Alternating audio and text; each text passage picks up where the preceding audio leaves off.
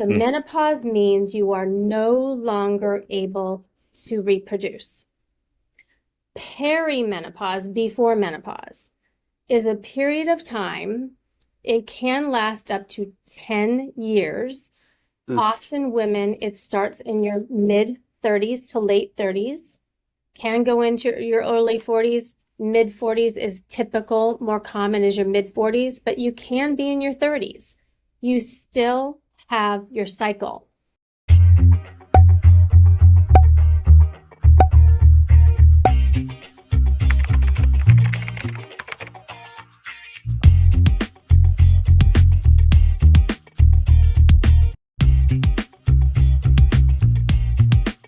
Hello, and welcome to this episode of the Ask Valor Masterminds podcast, brought to you by Advanced Services and Fuse Networks. My name is Galen. And I'm Joe. We're coming at you from the Creative Block Studios in Seattle, Washington.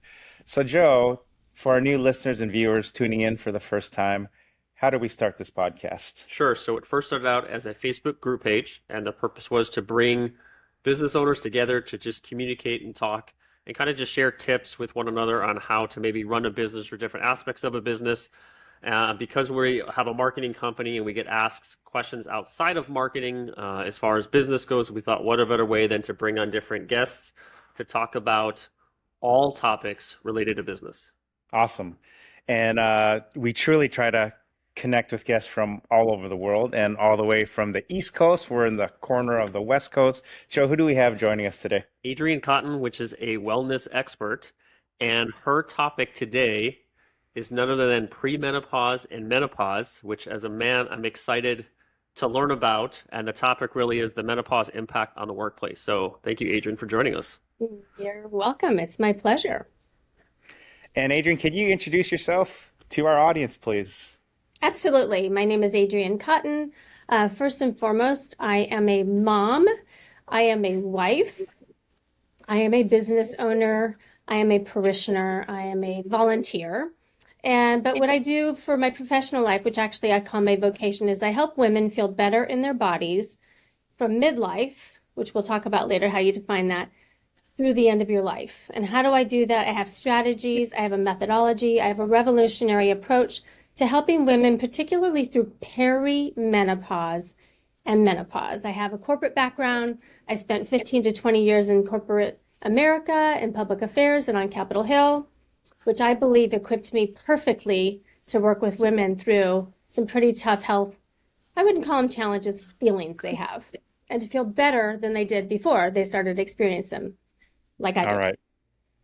So before we get into that, let's get to know Adrien a little bit more. Joe, do you want to start with our first question, please? What are some early lessons learned as an entrepreneur? I think the best lesson I learned was I came to Washington, fast forward about 17 years, and I decided I wanted to open up a strength training gym. And I thought I would spend most of my time strength training or teaching people to strength train. And now, since I've been an entrepreneur for over 20 years now, it's really paying attention to marketing, the finances, the staff, the environment. There's so much more that we need to think about to be a really effective and successful entrepreneur than actually the thing that we think our love that we want to do, our vocation. Awesome. So in your 20 plus years of being an entrepreneur, what is the best piece of advice that you've been given? Be the product of your product. If I am the product of my product, then I feel and I know that I'm actually exuding for my members and for our community exactly what they want to achieve. And when I'm not the product of my product, you can feel it, you can sense it. And so I need to live and breathe what I teach. Awesome. Well, you already brought up marketing. So the last question is, why is marketing important? Because I can talk to you all, we can talk among ourselves enough about a topic like my topic of menopause and perimenopause, but unless I get a really robust marketing program with my company, no one is going to know about me. And I believe that you need to constantly evolve and re-evolve and evolve and make sure that every phase of your business, whether you're in year 1, year 5, I'm in year 21 now, that we're constantly thinking through new pathways to reach new individuals who need your help, who you may not have known 10 years ago. Right. Nice. Great insight. So well, I'm going to ask one more question. What's been the best way you've been able to market your practice and what you do? Well, I started homegrown. So homegrown, I'm going to give you 2 answers, or 1A and 1B. The first answer will be really good at what you do. Be the best. I really pride myself on being the best at what I do. And for that reason, my clients refer me to friends and family all over the country. So number 1, it's being the best at what you do. Know what you're doing. Be the master of your own master. And I would say the second is really to use the internet, my website. Awesome. Well, thank you. We're proponents of that also. I bet So next is our A Advanced Services Pump You Up quote of the day. So I found a quote online and I'll read it, Adrian, and just get a quick thought from you. So health is a state of body. Wellness is a state of being. So when I say that, what resonates with you? For so many years, I believe that we have been sold a sense of health that is very, very small and very limited. I believe that my generation, I'm 57 and almost a half years old, feels like if you're fit and you eat clean, and I have that in quotes if you're seeing this on video, and that's enough, and you can check the box.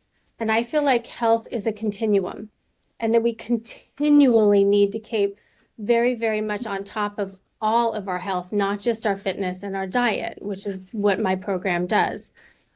When we think about well-being and being present in your body, what I thought of when you said that was really, you need to know how you want to feel first. And I say live inside your body, because oftentimes many of us go about our days and never really have a sense of how are we really feeling, because we don't pay attention. So that to me is your well-being. I believe health is a continuum. It's constantly evolving. As we age, it needs to evolve. It needs to change because we are getting older. And then our well-being is how do we really feel in our body? Awesome. Well, thank you for that. Now we have our Fuse Network's Did You Know segment. Millions of cybercriminals are out there on a daily basis trying to steal your information. It's not a matter of if, it's when.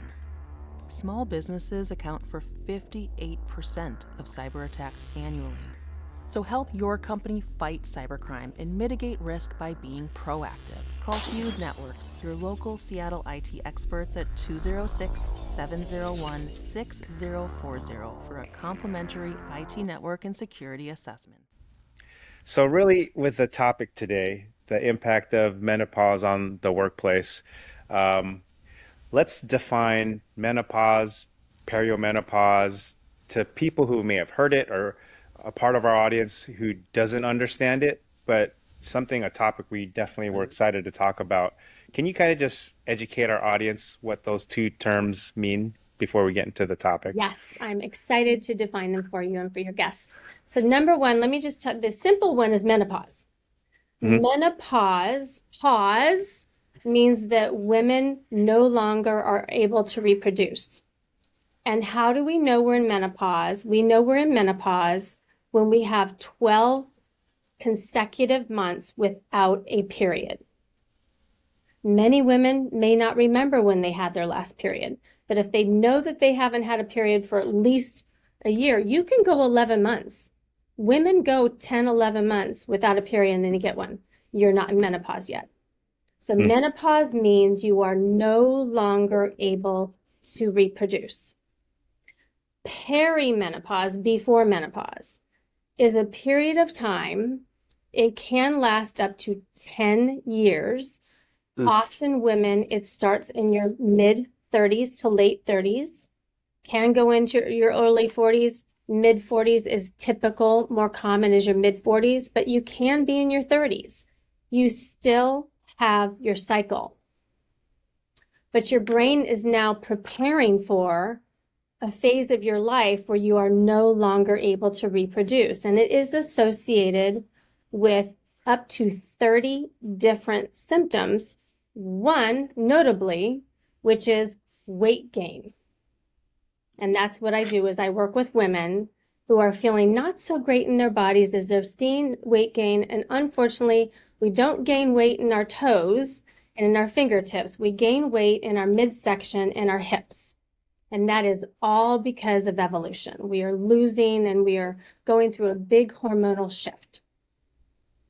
So is that really kind of the first indicator of you're talking to women and all of a sudden they go through their cycle, they could be fit, they could be active, Yep. and then 1 year I'm still doing my same thing and then I'm gaining weight. Is that like the first indicator, or is there something else? Is it like emotional too, or just physical only? It's both. And it is, again, 30 different symptoms associated with perimenopause. The tricky part of it is that you still have your cycle for most of it. As there are 4 phases of perimenopause, as we get into phase 3 and phase 4 of perimenopause, then we get into where we have some skipped periods, or some of them are really heavy, or some of them are really light. And for women who are paying attention, and a lot of times women are not able to pay attention because they're caring for children, sometimes small children. I was in my 40s when I had our twins. And you're also caring for elderly parents often, or you're caring for teams at work, or you're caring for aunts, uncles, or nieces, nephew. So you're not really paying attention to your body and understanding that you may be having some missed cycles, or you might be heavier or lighter that month. That's a very common sign. Weight gain is one. Lots of anxiety. Anxiety is a top indicator that you are in perimenopause. Hot flashes and night sweats are incredibly common. In fact, the most common symptom are hot flashes. Sleep disruptions is also very common. About 40% of women start having either hot flashes and night sweats at night, but they're just having rough nights of sleep. So if I hear sleep issues, if I hear I'm a little bit more agitated than usual, I'm gaining weight, and honestly, another big symptom is vaginal dryness because our body is drying up. We're losing estrogen later in the phases of perimenopause. We have histamine issues. But if I hear of any of these 4 or 5, Hmm. and I meet a woman, she's in her 40s, she's in perimenopause. So does the product of your environment help expedite that? And I guess what I'm saying is, you said you worked on the hill. Some jobs are more stressful than others. We're coming off a pandemic where there's a shift from working in the office, in the home, back, hybrid, different things. If you have a more stressful job, does that mean you could go into these kind of symptoms a little faster, or the opposite? If you maybe your work from home, a little less stress, it slows down?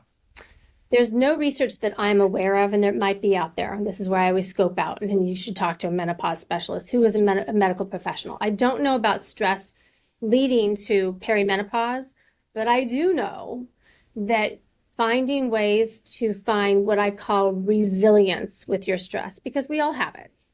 We all have stress in our lives. My program teaches women ways to be responsive to stress and not reactive to stress. Because if your brain is already in stress, under some stress, because of this shift, remember, it's used to having your cycle, on a regular Hmm. basis, and it is sensing something is changing.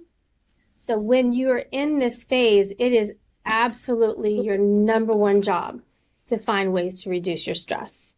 So I don't know if it leads to an earlier perimenopause experience, but I can tell you it will serve you very, very well if you are in perimenopause to reduce your stress. So let's talk about the workplace now, transition into like the workplace. So I'm starting to read and hear of employers being more aware of their employees. Like people are starting to pay attention to mental health, but the physical component of your employees, women just as much as men. So this effect, what have you observed as its effect in the workplace with how you help your clients. Is it different the type of job whether you're like a C-suite or an executive or you're just I don't know, a regular 9 to 5 job where you're a worker bee? Well, I know there are tens of millions of women in the workplace, right? We know that. Mhm. And if we take women from 40 and up, and you take them through retirement age, whatever that may be, and it may be in their 70s, 80s, right? So we know Yep. we're hitting tens of millions of women just in the United States. Okay, and I'm going to get to your question, Joe, about what kind of job. However, what we do know is that this is an issue that is not often discussed because it is frankly filled with shame. Mm. Aging is not something that most people look forward to, and a lot of people associate this perimenopause and menopause with aging, which also is associated with something negative. Hmm. Also, we also associate perimenopause and menopause as just a sexual health condition. Hmm. It is not. It is an overall, we have estrogen receptors in every organ in our body. So this is happening all over your body. If I were to send someone to a specialist at a specialist for their doctor, they would have to go to their cardiologist, their pulmonologist, their OBGYN. They would have to go to all these different specialties. That's why we have menopause specialists. But it affects every woman. So no, it doesn't matter where you are in any professional life or where you are in your company. It impacts every woman starting in her late 30s. And how, because I'm like, I don't understand menopause. How long does it go? Does it go like you're in menopause at 48 and you're done at 58? Like, how long is menopause for women? You're never done. You die in menopause. Okay. So you have menopause and then you have postmenopause, but menopause means you can no longer reproduce. Is there a certain age that happens? Menopause, the average age of menopause is 51. Okay. That's the average. The average age of perimenopause is in her late 40s, 46, 47. Mm. So as anyone who's working or not working in the workplace, it's impacting any woman Okay. and all the people around her.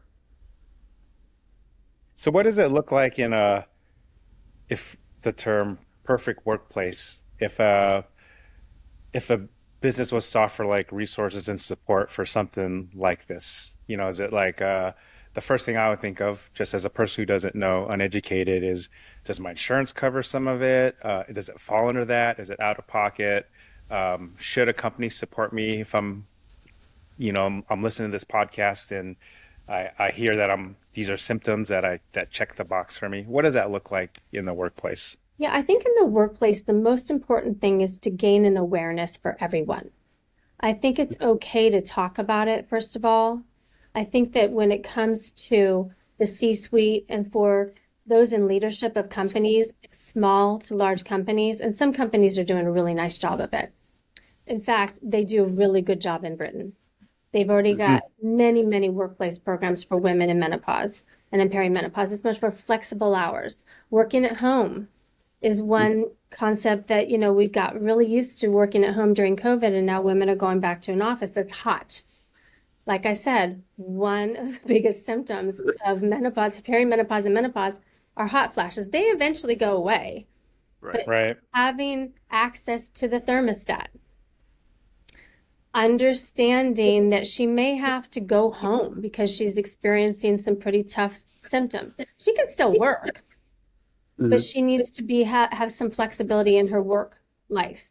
And but I really think the most important thing right now across the United States is every company needs to gain an understanding that this isn't a problem. This isn't a condition. This is an exciting time in a woman's life. Truly, her brain is going through major transformation in a very good way. So lots more wisdom. She's accumulated all this wisdom. Neural pathways in her brain are smarter and smarter. So why don't we talk about it more, about not as a challenge, but as just a phase that we're all going through, that many women are going through.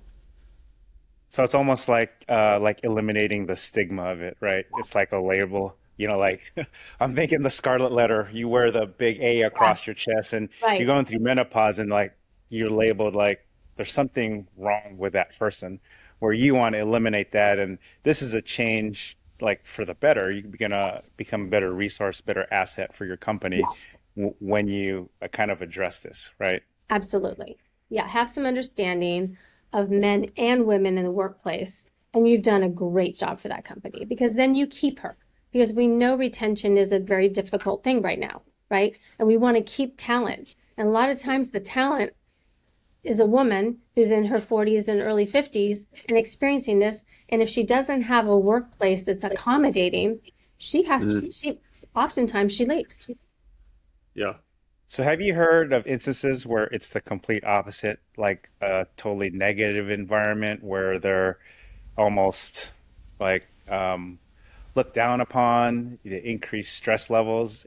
Do you have you had clients detail those experiences as well, the complete opposite side of the Yeah, spectrum? thankfully, I have not. No, but I have read tons and tons of articles and research out there. And it's just not something that's understood. So it's a scary topic Mhm. for So leadership. you just mentioned it's something that's not understood, but I know that you have your wellness blueprint and you have 6 steps. Can you share with the audience of what those 6 steps are to help women, I guess, navigate menopause and perimenopause? Absolutely. So spoke number one would be aging. So understand aging and understand that you have a long way to go. We are living longer. Women are living longer. So taking a look forward and thinking, I'm going through this phase. It's a little uncomfortable. However, my body is changing drastically, but I'm going to Mhm. change with it. I'm not going to fight it because I know I really am never going to beat out Mother Nature. But having a really beautiful sense of what's going on in your body, accepting it, and Mhm. using the tools around my wheel. So aging, understanding menopause, understanding perimenopause, and understanding you have tools that are probably different than the tools you've used in the past. Mhm. You go around my wheel, my wellness wheel, the first spoke of the wheel that I address with any new member and any group I speak with, that is sleep. We are a sleep deprived nation. Sleep Mhm. is essential to all of us, but it is essential for women going through perimenopause and menopause because your body is changing so much. It needs that rest at night even more now. So in our program, we teach women how to get quality and quantity of sleep. The quality is really important. And I mean, that is not waking up in the middle of the night at all. So that's your what, REM sleep? That's REM sleep. That's non-REM sleep. That is getting all the way through stages 1 through 5 of sleep and cycling around 5, 6 times for 7 to 9 hours Mm, without waking up. So REM sleep is very important, Mhm. but so is stage 1, stage 2, stage 3, and stage 5. I mean, all of the stages have distinct responsibility during the night. Our brain is busier when we're asleep than when we're awake. It really has a lot of work to do. And if we wake up several times through the night, we start all over with stage 1. And so we may Mhm. lose out on that REM sleep and that deep, deep sleep. And that's what we need right now. And I love to motivate women and men with this is when you sleep deep, you gain muscle. Human mm. growth hormone generates during sleep. Okay. The Interesting. next Okay. thing is to get on top of your stress. Again, I know I mentioned this earlier, but we tend to be go, go, go, list takers, overly productive, climbing the ladder, success driven in our country, particularly women in this subset. We need to take a few minutes for ourselves every single day, and it needs to end up on your calendar. So these are really simple tips. I teach women how to breathe, and it can take 20 to 30 seconds of their day. And I can tell you, you feel a lot better when you take a few deep breaths than when you go through your day and you don't think about deliberate breathing at all. So we have a whole program around stress resilience. Again, responding to the little stressors and not overplaying the little stressors that really don't belong in the medium stressors category. Mhm. Next thing is calendar. Why would I have women of this age and of this phase in their lives focus on calendar? Because we tend to live our lives for everyone else. We love that feeling. We love this dopamine, which is a neurotransmitter in our brain. It's a hormone in our brain. It's your Mhm. feel-good reward center of our brain. It makes you feel good when you do something for someone else. However, you're really going to fuel yourself if you do something for yourself. And this can mean a walk to the parking lot and back up your stairs. That can mean a walk around your company. It can be writing a letter to a good friend. It can be calling your mom. Just something Mhm. that does something for you. So calendars are a really big part. And we get pretty down and deep in our program about calendar and how do you really want to spend the rest of your life. The next spoke of my wheel and in my wellness blueprint is movement. I believe that movement trumps exercise because exercise Mhm. can come with many women as a negative. Women Right. can have experienced a bad experience on a playground in grade school, and it comes, it keeps, and it stays. It doesn't go away. So exercise to me has a pejorative sense to it, a pejorative feeling. We Mhm. call exercise movement in my program. Yes, I want you to strength train at least 30 minutes 3 times a day. Yes, I have a whole program around physical movement as a former physical personal trainer, but I think that we need to move more through our days. And then the last spoke is food. Most women with whom I come in contact have a deprivation relationship with food. Mhm. And this means that we're counting calories, we're wearing a device, counting things, and we're trying to shrink what we feed ourselves in terms of Mhm. food. And in our program, I teach you, you actually need to eat probably more. And I teach you the science of why. So I really challenge women to change their relationship with food. It's time to kind of grow up with your relationship with food because now your body needs something different than it did in your 20s and 30s. So all of these spokes around my wheel that I just outlined, we need to look at our bodies as a very different body than we had when we were in our 20s and 30s. Sweet. So those six were sleep, reduce stress, food is fuel, movement, calendar, and your body. Yep, aging. Aging. Yeah. Aging. Really embracing aging as another beautiful phase in our lives where we can be better at everything. Every year I tell myself I'm going to be better at everything I'm doing. I want to be a master of the masters. Mhm. Again, back to your practice what you preach. Be the product of your product.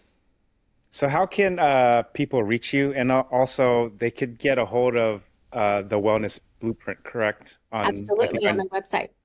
On my website, Adrien Cotton, Adrian is spelled Adrien, Cotton, Cotton, all one phrase.com. You can find me on LinkedIn, Adrien Cotton, and then you can find me on Instagram, Adrian M as in Mary Cotton. So I'm curious I know we're at the very end here, but how did you get started or why did you get started in being a health wellness coach for menopause? Why is that so important to you? What's your why? So my why is that I've worked with thousands of women. And that is very compelling to watch and to Mhm. experience with women trying so hard in my strength training gym, working so hard, doing movements perfectly and having this quote unquote clean diet and still not feeling good in their body. And Mhm. then along the way, along my parallel path, I experienced perimenopause and I gained weight and I was dieting and I was shrinking my calories and I was trying every trend out there for fitness and diet. And I still was either not losing weight or gaining weight. And I was working so hard, as all of us Mhm. women sometimes love to do. We sometimes believe the adage that the harder you work, the better you're going to get. right. And sometimes we need to work less hard. Yeah, so what I did is I experienced what I call my perimenopause prison. You all know this. And I Mhm. realized I was not alone. And the more women I met with and the more women I worked with, I realized this was my vocation to help women feel better in their bodies at 40, 50, 60, 70, and 80. And that's what I do. And that's a true testament to almost giving back. You know, you want to empower other women of what you felt, how to make this journey through life easier, become a better woman, mother, all of the above. So, kudos to you for believing and following your path. It's kind of cool, and why we're so excited to have you as a guest today. So, Thank you. Yeah, I love it. So on behalf of our sponsors, A Advanced Services and Fuse Networks, my name's Galen. I'm Joe. Coming at you from the Creative Block Studios in Seattle, Washington, and Adrian all the way from the East Coast in Washington, D.C. Thank you for joining us on this episode of the Ask Valor Masterminds podcast. Thanks, everyone. Thank you.